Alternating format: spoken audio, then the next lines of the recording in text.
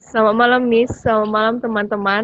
Hari ini, saya dan kelompok saya akan mempresentasikan mengenai postulates, principles, and concept.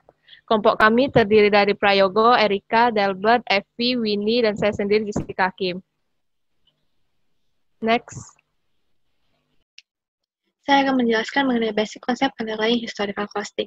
Konsep merupakan hasil dari suatu proses mengidentifikasi, klasifikasi, dan menginterpretasikan fenomena dan persepsi. Konsep akuntansi telah banyak berkembang mulai dari kebutuhan praktis hingga beberapa karya teoris seperti An Introduction to Corporate Accounting Standard oleh Patton dan Littlon dengan menggunakan pendekatan deduktif untuk memberikan kerangka dasar untuk menilai praktik akuntansi suatu perusahaan. Kemudian ada cara mengevaluasi aset untuk arus kas di masa mendatang oleh Canning, kemudian perubahan nilai unit moneter dan kelemahan historical cost yang disusun oleh Sweeney dan MC Neal. Kemudian ada buku Gilman yang telah menyempurnakan konsep pendapatan, serta ada Littlon yang berusaha memperoleh praktik akuntansi yang relevan secara induktif. Konsep akuntansi sekarang itu terbagi menjadi dua. Yang pertama ada postulat dan yang kedua ada prinsip. Postulat yaitu pernyataan yang tidak perlu dibuktikan yang diterima secara umum karena sesuai dengan objektif daripada financial statement dan menggambarkan lingkungan ekonomi, politik, sosiologis, dan hukum di mana akuntansi harus beroperasi. Jadi postulat ini merupakan pernyataan atau asumsi dasar yang tidak dapat diverifikasi. Kemudian postulat ini dibagi lagi menjadi 4. Yang pertama going concern or continuity, yang kedua time period, yang ketiga accounting entity, yang keempat ada monetary unit. Accounting entity yaitu prinsip akuntansi yang menyatakan bahwa keuangan badan usaha harus dipisahkan dari keuangan pemilik, mitra, pemegang saham, atau bisnis terkait. Jadi contohnya itu jika pemilik perusahaan itu membeli suatu barang atau menyetorkan modal, menyetorkan uang ke perusahaan, maka harus dicatat sebagai investasi modal. Namun, perusahaan induk dan perusahaan dan anak perusahaannya itu bisa menggabungkan laporan keuangan, tetapi dengan syarat harus melalui proses yang disebut konsolidasi. Kemudian yang kedua ada monetary unit. Prinsip ini mengasumsikan bahwa uang itu sendiri diperlakukan sebagai unit pengukuran dan bahwa semua transaksi atau peristiwa ekonomi yang tercatat dalam akun bisnis bisa dapat diukur dalam istilah moneter dengan mata uang. Jadi contohnya misalnya pembelian barang, baik itu berwujud maupun tidak berwujud, tapi memiliki nilai nominal dan bisa diukur dengan uang, maka pembelian barang tersebut harus dicatat. Tetapi kalau misalnya sesuatu yang tidak bisa diukur dengan uang, seperti keterampilan, keahlian, waktu, itu kan nggak ada nominalnya, maka nggak boleh dicatat dan harus dihilangkan. Terus prinsip ini menyatakan bahwa transaksi bisnis hanya boleh dicatat jika dapat dinyatakan dalam mata uang. Dan apapun yang tidak dapat diukur tidak boleh dicatat dalam akun keuangan bisnis. Selanjutnya akan dijelaskan oleh Jessica. 3. Postulat unit pengukuran. Postulat unit pengukuran menganggap bahwa akuntansi adalah proses pengukuran dan pengkomunikasian aktivitas perusahaan yang dapat diukur dengan satuan uang. Dalil unit pengukuran mengimplikasikan dua keterbatasan utama dari akuntansi. Yang pertama, akuntansi terbatas pada prediksi dan dari informasi yang dinyatakan dalam satuan uang. Akuntansi tidak mencatat maupun mengkomunikasikan informasi non-moneter yang dinyatakan dalam satuan informasi tersebut relevan. Kedua, informasi akuntansi dipandang sebagai informasi yang bersifat moneter dan dapat dikuantifikasi. Maksudnya bahwa informasi non-akuntansi dipandang sebagai informasi yang bersifat non-moneter dan tidak dapat dikuantifikasi. 4. Periode akuntansi. Panjangnya periode waktu dapat bervariasi, tetapi hukum pajak penghasilan yang mensyaratkan penentuan income dengan dasar tahunan dan praktik bisnis tradisional, menggunakan periode normal 1 tahun. Meskipun kebanyakan perusahaan menggunakan periode akuntansi yang terkait dengan tahun kalender, beberapa perusahaan menggunakan tahun fiskal atau tahun bisnis alami.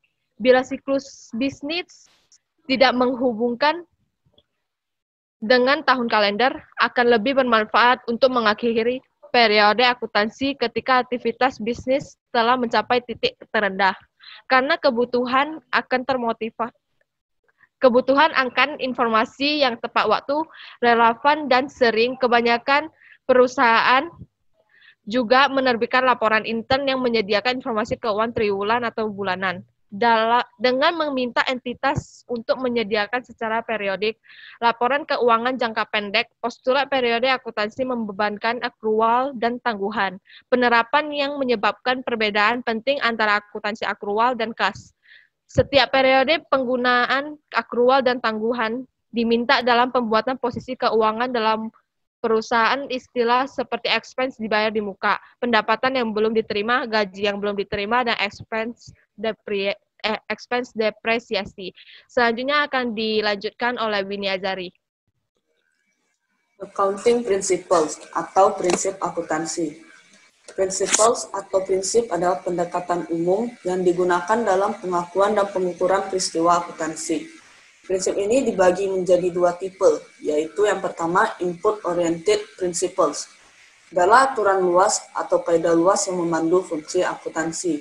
Kemudian yang kedua yaitu output-oriented principles, yaitu prinsip yang melibatkan baik kualitas maupun karakteristik tertentu yang harus dimiliki laporan keuangan jika prinsip berorientasi masukan dijalankan dengan baik.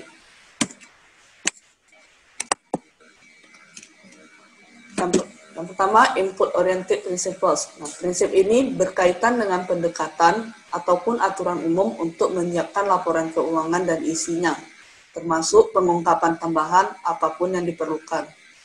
Prinsip ini dapat dibagi menjadi dua klasifikasi umum.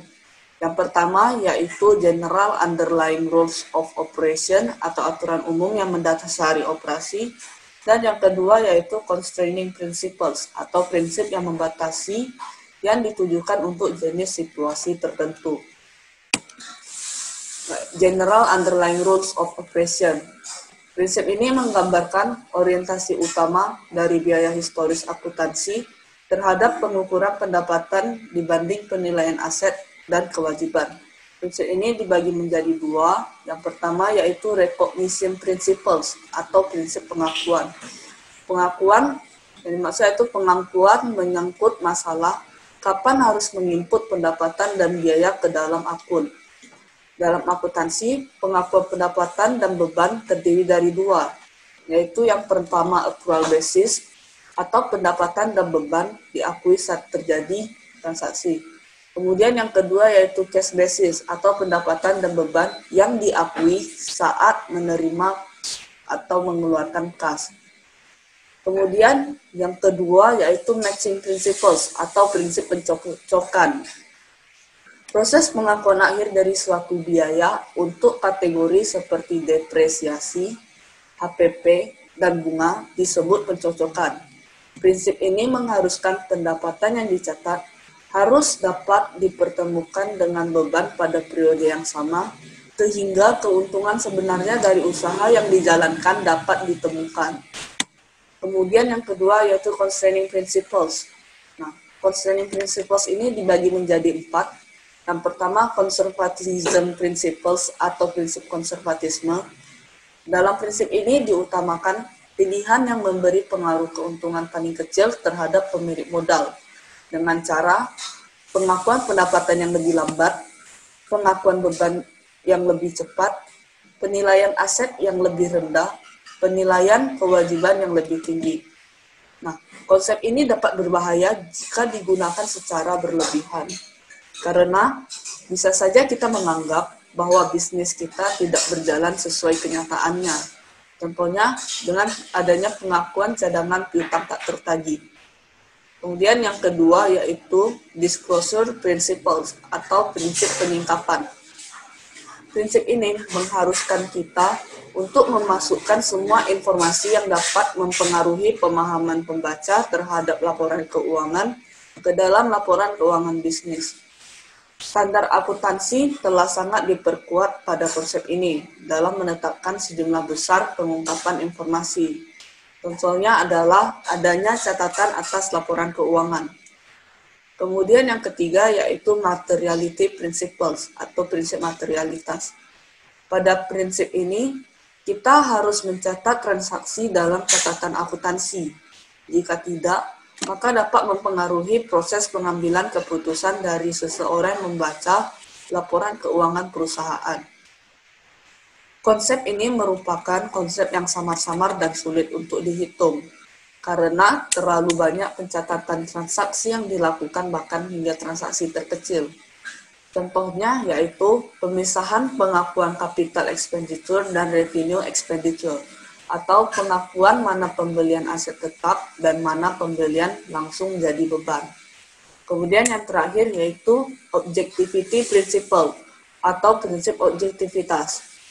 Prinsip ini mensyaratkan agar setiap transaksi yang tercatat harus objektif, yang berarti bebas dari bias ataupun prasangka, sehingga dibutuhkan bukti transaksi untuk mendukung setiap pencatatan akuntansi. Kemudian materi berikutnya akan dilanjutkan oleh Evi Sofiana. Baik, selanjutnya akan dilanjutkan oleh saya, yaitu mengenai output oriented principle, yaitu prinsip berorientasi keluaran. Jadi, prinsip berorientasi keluaran ini lebih melibatkan kualitas ataupun karakteristik tertentu yang harus dimiliki laporan keuangan. Jika prinsip berorientasi masukan atau input oriented principle dijalankan dengan baik. Prinsip ini berkaitan dengan komparitas laporan keuangan dari perusahaan yang berbeda. Yaitu bisa dibedakan menjadi dua. Itu yang pertama, applicable to user, yaitu prinsip yang dapat digunakan oleh pemakai laporan keuangan. Dan yang kedua adalah applicable to creator, yaitu prinsip yang dapat digunakan oleh penyusun. Jadi untuk dua prinsip yang dibedakan ini akan saya lanjutkan dengan lebih detailnya di slide selanjutnya. Oke, comparity itu merupakan salah satu bagian untuk applicable to user, yaitu informasi keuangan yang terdapat dalam laporan keuangan harus dapat diperbandingkan. Kenapa harus dapat diperbandingkan? Karena untuk para yang pengguna, contohnya adalah investor ataupun yang calon investor, ketika melihat laporan keuangan itu biasanya akan dilakukan perbandingan dengan perusahaan lainnya ataupun dengan periode lainnya. Jadi sesuai yang dibilangkan, comparity dibedakan menjadi dua. Yang pertama inter-period comparison dan yang kedua adalah inter-company comparison. Sesuai namanya, inter-period comparison itu artinya membandingkan laporan keuangan untuk periode yang berbeda antara perusahaan satu dan lainnya. Jadi istilahnya seperti pemisalannya, itu laporan keuangan pada tahun 2020 biasanya juga melampirkan laporan keuangan perusahaan di 2019. Sehingga para pengguna dapat membandingkan aset yang dimiliki ataupun hal-hal yang dimiliki oleh suatu perusahaan antar periode. Sehingga investor ataupun para pembaca bisa mungkin tertarik untuk melakukan investasi atau membeli saham terhadap perusahaan. Ataupun menjadi perusahaan yang bisa dipercayakan atau diandalkan.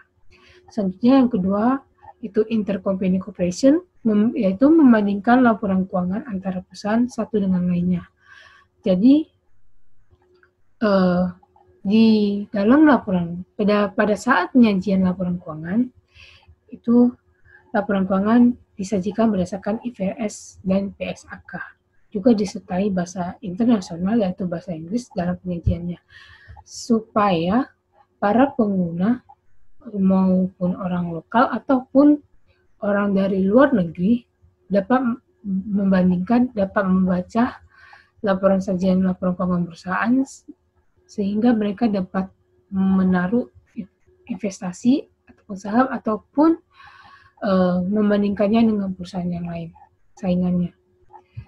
Selanjutnya, applicable to prepper. Itu untuk yang sesuai yang tadi saya katakan, yang untuk penyusun. Jadi yang pertama itu adalah konsistensi, yaitu konsisten, yaitu konsisten menggunakan metode yang sama yang digunakan dalam pembukuan. Konsistensi dibutuhkan jika prediksi atau evaluasi berdasarkan laporan keuangan perusahaan selama lebih satu periode dapat diandalkan. Jika perubahan terjadi karena penerapan dari metode yang lebih relevan atau objektif, Pengungkapan penuh harus dilakukan oleh pengguna dan opini auditor harus memenuhi syarat. Oke, yang selanjutnya, yang terakhir untuk bagi applicable to paper adalah uniformity, yaitu keseragaman. Jadi dibutuhkan penyelenggaraan penyusunan laporan keuangan melalui standar umum yang berlaku. Interpretasi penyelenggaraan meliputi serangkaian prinsip yang diseragam untuk seluruh perusahaan dengan interpretasi dan penerapan diserahkan kepada entitas individu. Pelakuan akuntansi yang serupa dibutuhkan dalam situasi yang serupa terlepas dari kemungkinan perbedaan keadaan yang mendasari perlakuan akuntansi yang memperhitungkan perbedaan keadaan ekonomi dalam transaksi yang serupa. Baik, sekian presentasi saya. Terima kasih. Baik, terima kasih. Selanjutnya saya Prayogo Suryonegoro akan melanjutkan tentang teori ekuitas. Mari kita lihat bersama.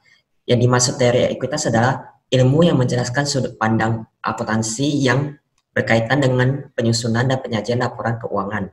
Dan teori ini dipelajari pihak atau siapa yang punya pengaruh kuat atau dominan dalam pengambilan keputusan perusahaan yang mempengaruhi laporan keuangan. Maaf ya, saya agak cepat karena keterbatasan waktu. Kata kuncinya ini, mempunyai pengaruh kuat, yaitu siapa yang mempunyai pengaruh kuat atau dominan di dalam suatu perusahaan. Pastinya manajer kita ya. Gak mungkin kita sebagai staf mempunyai langkah untuk mengambil keputusan suatu perusahaan tersebut. Karena suatu perusahaan tersebut itu berdiri, itu pasti karena ada pemilik perusahaan. Nah, jadi beliaulah yang berhak mengambil keputusan tersebut. Nah, teori ekuitas di sini itu ada 5 poin. Tetapi di sini saya hanya akan menjelaskan tentang teori kepemilikan dan teori entitas. Untuk poin nomor 3 sampai nomor 5 itu nanti akan dijelaskan oleh teman saya di debat ya. Oke, langsung saja. Teori kepemilikan itu adalah apa? Teori kepemilikan itu adalah teori proprietary yang sangat cocok diterapkan untuk organisasi perusahaan perseorangan dan firma oleh karena dalam bentuk organisasi ini ada hubungan personal antara manajemen perusahaan dengan pemilik perusahaan. Itu artinya gini, ada hubungan itu adalah pemilik perusahaan ini mempunyai saham nih di perusahaan tersebut. Nah, itu kan ada kepemilikan gitu. Jadi kalau bisa kita lihat contohnya adalah aktiva dikurangin hutang adalah modal dia, modal pemilik perusahaan. Kenapa? Aktiva merupakan kekayaan pemilik. Artinya perusahaan itu ada kekayaannya itu aktiva dari sumbernya dari mana? Yaitu sumber dari pemilik perusahaan. Nah, kenapa perusahaan ini punya hutang? Itu pasti juga dari pemilik perusahaan yang membuat perusahaan itu ada berhutang. Kenapa berhutang? Pasti bisa jadi mungkin ada transaksi yang harus karena dana mungkin kurang cukup, jadi pembayarannya hutang ya gitu. Nah, itu bisa. Jadi atas hutang itu juga dilibatkan ini punya pemilik perusahaan gitu loh, karena dia yang membuat gitu ya kan. Sama dengan aktiva, karena dia yang menciptakan itu. Oke, selanjutnya adalah teori entitas.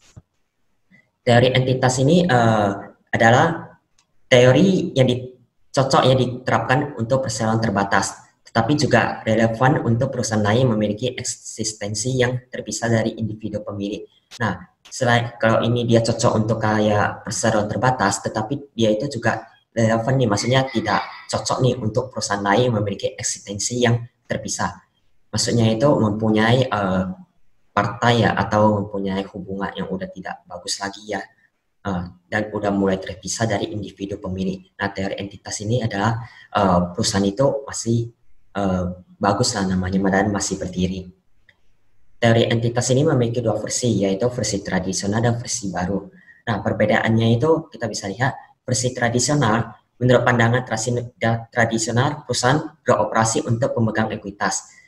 Pemegang ekuitas ini adalah orang yang memberikan dana kepada perusahaannya. Nah, dengan demikian, perusahaan harus melaporkan status investasi dan konsekuensi investasi yang dilakukan pemilik. Jadi, versi tradisional itu dia akan berhubungan langsung dengan pemegang ekuitas, itu udah dianggap sebagai partner gitu loh.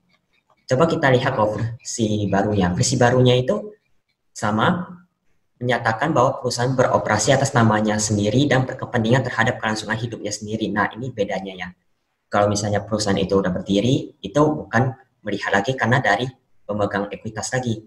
Penyajian laporan keuangan kepada pemegang ekuitas dimasukkan untuk memenuhi syarat legal. Nah, syarat legal ini ya untuk menjaga hubungan dengan pemegang ekuitas dimasukkan gitu ya. Maksudnya saya itu sebagai pemilik perusahaan, tapi saya mendapatkan dana dari pemegang ekuitas. Nah, saya wajib dong membuat laporan keuangan untuk pemegang ekuitas saya, karena pemegang ekuitas saya itu wajib tahu apakah perusahaan yang saya kelola itu adalah sudah sehat atau tidak sehat. Kalau misalnya saya di posisi pemegang ekuitas, saya memberikan dana ke perusahaan terus saya tidak mendapatkan hasil, terus misal saya nggak tahu nih perusahaan itu sehat atau tidak gitu loh, untung atau rugi. Nah itu kan bisa timbul kesalahpahaman dan curiga. Jadi sehingga relasi hubungannya itu tidak baik. Kalau relasi hubungan tidak baik, nanti kan investor juga ingin menarik dananya lagi ya. Jadi tidak akan bekerja sama lagi dengan perusahaan. Jadi perusahaan itu akan tumbang gitu loh. Bahkan teori entitas ini sekarang itu untuk memberikan laporan keuangan itu bukan sebulan sekali lagi ke pemegang ekuitas. Kebanyakan sekarang perusahaan itu bisa tiap 3 bulan, 6 bulan, atau 12 bulan gitu loh. Nah, tergantung dari kesepakatan ya RUPS mereka bagaimana. Baik, di sini saya jelaskan lagi. Meskipun kedua pandangan di atas memusatkan perhatiannya pada kesehatan usaha. Nah, kalau di versi baru ini dia itu dengan pemegang ekuitas itu bukan hubungan yang kayak partner lagi ya, seperti versi tradisional. Karena kenapa? Perusahaan ini dia itu udah dikatakan tuh berkepentingan terhadap kelangsungan hidupnya sendiri. Kelangsungan hidupnya sendiri adalah artinya perusahaan itu masih berdiri dan bagaimana dia berjalan ya dalam suatu waktu ke waktu. Contohnya gini, sekarang itu pemegang ekuitas menyetorkan dananya ke perusahaan, tetapi pemegang ekuitas belum tentu bisa menjalankan usaha ini di bidang ini gitu loh. Jadi siapa yang bisa menjalankan bidang ini, itu ada orang-orang yang di dalam perusahaan ini. Baik mungkin orangnya lebih pandai dalam mengatur laporan keuangan, mengatur manajemen produksi, salesnya bagaimana, penjualannya bagaimana, dan administrasi perkantorannya bagaimana. Nah, itu adalah orang-orang yang perusahaan inilah yang berkepentingan untuk menjalankan perusahaan ini gitu loh. Jadi bukan seperti kayak partner itu adalah segalanya lagi. Maksudnya pemegang ekuitas itu ada segalanya. Kalau ibaratkan kita bilang pemegang ekuitas menyetorkan dana ke perusahaan, tetapi perusahaan berjalan itu kan belum tentu sukses, bisa saja gagal. Manajemennya bagaimana adalah orang-orang yang di dalam perusahaan ini. Itu yang menjadi kunci penting kenapa perusahaan sampai sekarang itu masih bisa bertahan. Ya karena orang-orang yang kompeten gitu ya di dalam perusahaan, bukan hanya sebatas memberikan uang. Tetapi kita juga harus berterima kasih untuk yang memberikan uang atau memberikan dana ke perusahaan, karena mereka juga lah yang bisa menjadikan perusahaan ini berdiri begitu. Nah, setelah untuk yang tadi saya bilang, kita wajib memberikan laporan keuangan kepada pemegang ekuitas untuk saling menjaga relasi. Baik, sekian presentasi dari saya. Maaf jika ada yang salah. Terima kasih. Saya akan melanjutkan presentasi sebelumnya tentang teori-teori ekuitas. Jadi yang ketiga adalah teori ekuitas residual atau residual equity theories, di mana ekuitas residual merupakan salah satu dari beberapa jenis ekuitas dalam teori entitas yang menyatakan bahwa pemegang saham memiliki saham di suatu perusahaan yang memiliki posisi yang sama dengan pemegang-pemegang saham lainnya. Namun pemegang saham bukanlah pemilik perusahaan. Teori ini memiliki tujuan yaitu untuk memberikan informasi kepada pemegang-pemegang saham biasa dalam rangka untuk pengambilan suatu keputusan. Lalu yang keempat itulah teori dana atau fund theory. Teori ini mengabaikan asumsi hubungan personal yang diasumsikan dalam teori kepemilikan dan personalisasi perusahaan sebagai suatu unit ekonomi dari unit legal dalam teori entitas. Teori dana memberikan ganti dengan unit operasional atau berorientasi aktivitas sebagai dasar untuk akuntansi, yang biasanya digunakan pada laporan keuangan pemerintahan atau badan nirlaba. Badan nirlaba dan badan pemerintahan tersebut menggunakan dana umum baik dari pemerintahan maupun dari pihak lain dalam pengelolaan operasional entitas, sehingga tidak memerlukan atau tidak berkepentingan untuk melaporkan atau mengaitkan jumlah perubahan ekuitas kepada pemegang saham. Teori dana didasarkan pada persamaan aktiva dengan pembatasan aktiva. Lalu yang terakhir itu yang kelima, teori komando atau commander teori, di mana pendekatan komando merupakan pengganti dari teori kepemilikan dan entitas dikarenakan tujuan dari komando. Sama pentingnya bagi pemilik atau entitas. Jadi, pendekatan kepemilikan, entitas, dan dana menekankan pada orang-orang, personalisasi, dan dana. Tetapi teori komandan menekankan kepada pengendaliannya.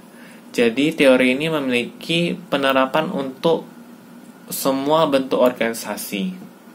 Setiap orang yang memiliki sumber daya untuk menyebarkan dipandang sebagai seorang komandan. Jadi bentuk organisasi tidak mengubah penerapan pandangan komandan dikarenakan komandan dapat mengambil lebih dari satu identitas di organisasi manapun. Di bawah bentuk perusahaan, baik itu manajer dan pemegang saham adalah komandan.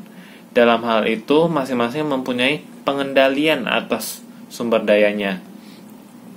Penekanan informasi menurut konsep teori ini adalah terletak pada pertanggungjawaban atau stewardship, dengan kata lain bagaimana pihak-pihak yang telah diberikan kepercayaan mengelola sumber daya perusahaan yang dipercayakannya tersebut.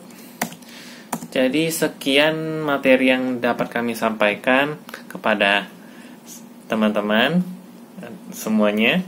Semoga dengan adanya materi yang kami sampaikan dapat dimengerti, dan juga kami mohon maaf bila ada keliruan dalam penyampaian. Kami menerima saran dan kritikan dari teman-teman yang untuk menjadi pertimbangan untuk meningkatkan persiapan dan bahan-bahan yang akan disampaikan agar mudah dipahami. Jadi, saya ulangi lagi, terima kasih untuk menyaksikan.